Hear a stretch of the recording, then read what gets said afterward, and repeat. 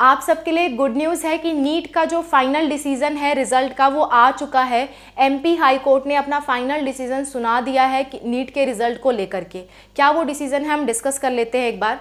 देखिए, मैं थोड़ा सा आपको समरी दे देती हूँ क्या चल रहा था, फिर ये डिस्कशन आपके काम आएगा। बहुत कम समय में मैं आपको बता दे रही हूँ। देखिए, हुआ क्या था, जब नीट का एग्ज़ाम हुआ था तो पावर कट की वजह से कुछ स्टूडेंट्स ऐसे थे जो प्रॉपर लाइट ना होने की वजह से ठीक से अपना एग्ज़ाम नहीं दे पाए और उन्होंने कोर्ट में अपील की कि हम ठीक से एग्ज़ाम नहीं दे पाए तो हमारा एग्ज़ाम दोबारा होना चाहिए या हमें ग्रेस मार्क्स मिलने चाहिए। उन बच्चों ने अपील की, ठीक है। सो उन बच्चों ने अपील जो की, उन बच्चों पे कोर्ट में हियरिंग चल रही थी और वो बार बार टलते जा रही थी।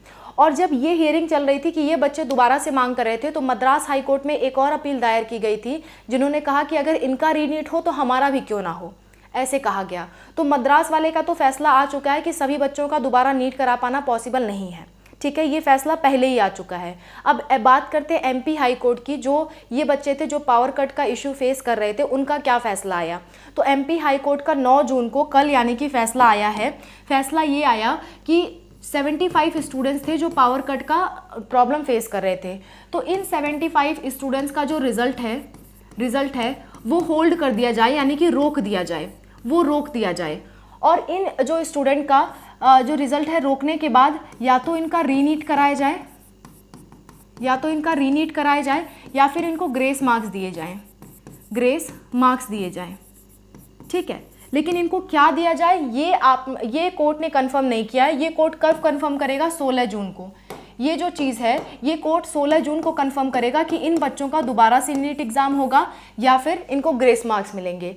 इन बच्चों का रिजल्ट होल्ड पे रहेगा, रुका रहेगा। लेकिन कोर्ट ने ये बात साफ कर दी है कि बाकी लोगों का रिजल्ट आप टाइमली आउट करिए, बाकी लोगों का रिजल्ट आप समय पे निकाल दीजिए, ठीक है। रिजल्ट समय पे निकालने का मतलब आपका 14 जून को रिजल्ट आ जाएगा। 14 जून को जो रिजल्ट है इन बच्चों का वो आ जाएगा। 14 जून को रिजल्ट सारे बच्चों का आ जाएगा, इन 75 बच्चों को छोड़ करके।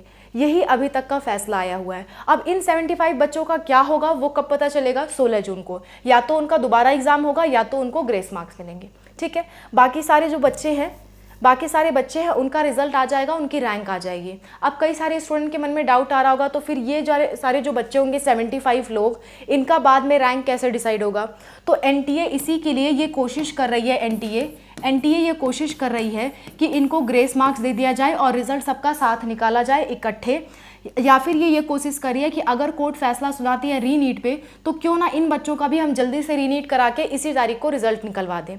सो एनटीए की ये कोशिश है, पर देखते हैं कि कोर्ट इस पे क्या डिसीजन लेती है। पर एक बात फाइनल है, 14 जून या ज़्यादा से ज़्यादा 1-2 दिन डिले होगा, इस बीच आपका रिजल्ट आ जाएगा, ठीक है। सो यही टोटल हियरिंग थी। सो जो अपडेट आ रही है नीट से रिलेटेड वो मैं आपके साथ शेयर कर रही हूँ। कि इस तरह का कोई भी डाउट आपको आता है आप कमेंट में मेंशन करिए।